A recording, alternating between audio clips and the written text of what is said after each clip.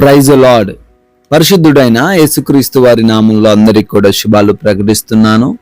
దేవుడు ఈరోజు మనకు సిద్ధపరిచిన వాక్య భాగాన్ని చూద్దాము. కొరింథీయులకు రాసిన మొదటి పత్రిక 2వ అధ్యాయము 9వ వచనము. 1 Corinthians chapter 2 verse 9.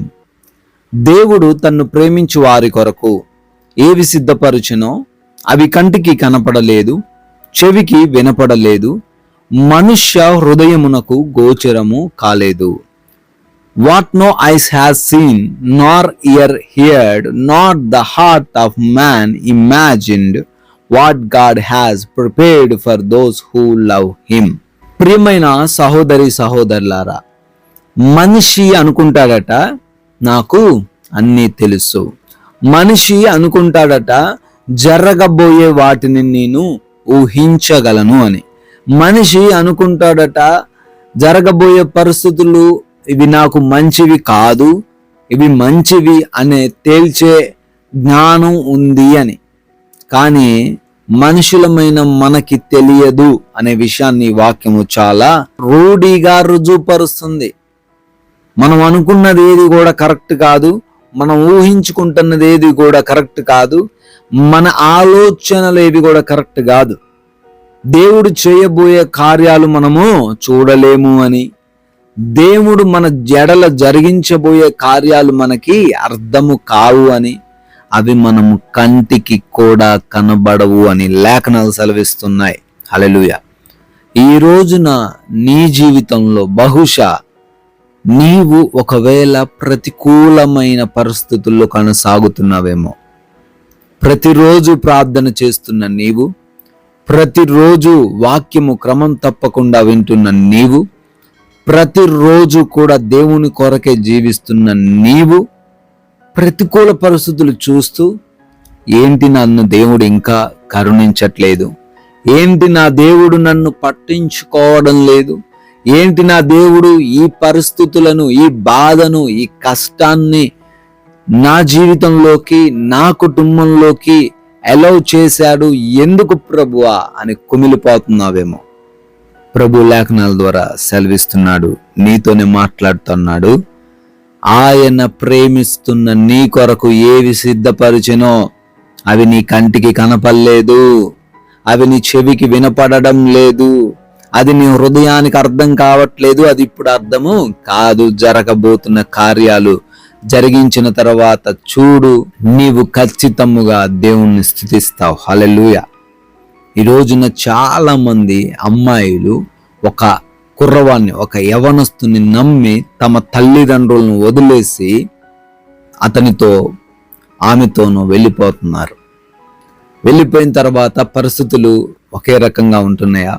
ఆ వ్యక్తి మార్పు చెందడం చూస్తున్నారు. తన యొక్క దురుద్దేశం అర్థం కావట్లేదు. కొంతమంది తన స్నేహితుల్ని పిలిచి అమ్మాయిని చెరిచేవారిగా ఉంటున్నారు. కొంతమంది వెళ్ళిన తర్వాత తన దగ్గర ఉన్నటువంటి ధనము, ఆస్తి పాస్తులు తీసుకొని వదిలివేసేవారిగా ఉన్నారు. కొంతమంది అవసరమైతే చంపివేసేవారిగా ఉన్నారు. తన హృదయంలో ఉన్నది, అనగా ఎదుటి వ్యక్తి హృదయంలో ఉన్నది ఒక వ్యక్తి గ్రహించలేకపోతున్నాడు. అలాంటిది దేవుని హృదయంలో ఉన్నది నువ్వు గ్రహించగలుగుతావా? దేవుడు చేసే కార్యం నువ్వు గ్రహించగలుగుతావా? ఈరోజు నువ్వు గ్రహించలేవు.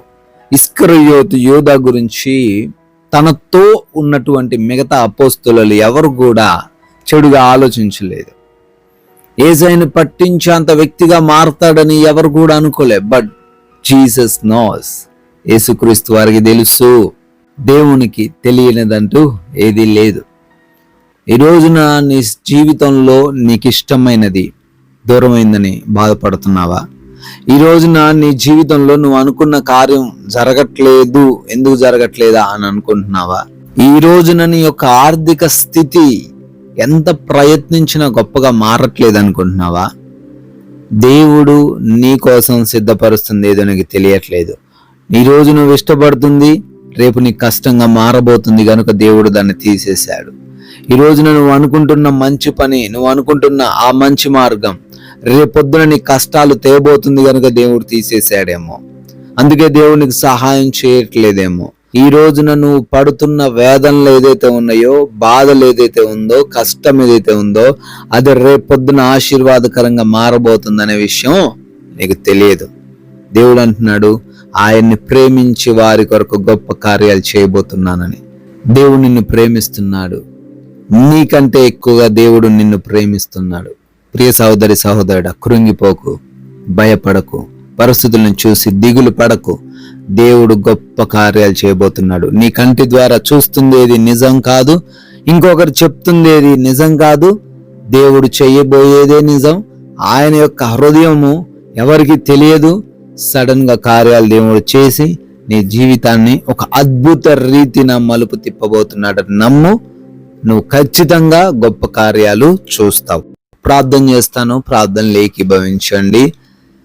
కృపాసత్య సంపూర్ణుడా, స్తోత్రాలు, మహోన్నతుడ, వందనాలు, ఆశ్చర్యకరుడా, కృతజ్ఞతాస్తుతులు చెల్లిస్తున్నాం ప్రభువా. అయా, గతించిన కాలమంతా కూడా కాపాడి రక్షించి మరొక నూతన దినాన్ని మాకు ఇచ్చారు. ఈ రోజున వాక్యం ద్వారా మాతో మాట్లాడారు తండ్రి, స్తోత్రాలు చెల్లిస్తున్నాం. అవును తండ్రి, మీరు సిద్ధపరిచేవేవో, మీరు చేయబోయేవేవో అయ్యా మాకు అర్థం కాదయ్యా, మేము చూడలేం తండ్రి. మా హృదయం తండ్రి, మేము గ్రహించలేని హృదయం నాయన.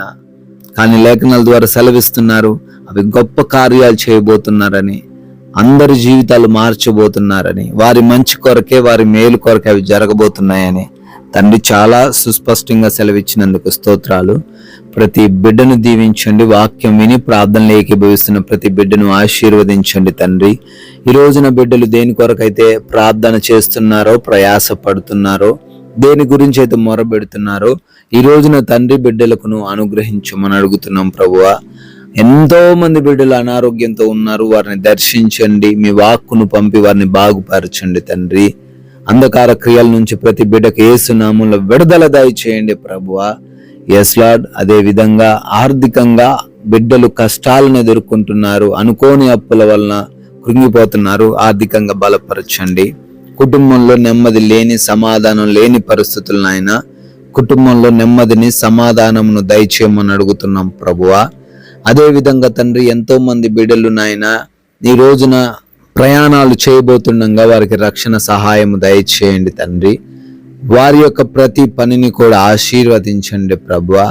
నాయన ప్రార్థన చేస్తున్నాము నాయన, ఈ రోజున తండ్రి మీకు విరోధముగా, మీకు ఆయాసకరముగా, మీ నామానికి అవమానకరముగా మాలో ఎవరము కూడా ఉండకుండా మీ నామాన్ని గణపరిచే వారిగా మా అందరినీ మీ పాద సన్నిధిన నిలవబెట్టుకోమని, మీరే మహిమ, ఘనత, ప్రభావాలు పొందుకోమని ఉన్నతుడైన యేసుక్రీస్తు వారి నామంలో ఈ ప్రార్థనను అడిగి వేడుకుంటున్నాం తండ్రి. ఆమెన్. మీ కొరకు మేము ప్రార్థించుటకు సిద్ధంగా ఉన్నాం గనుక మీ ప్రార్థన అవసరతలు తెలియచేయండి.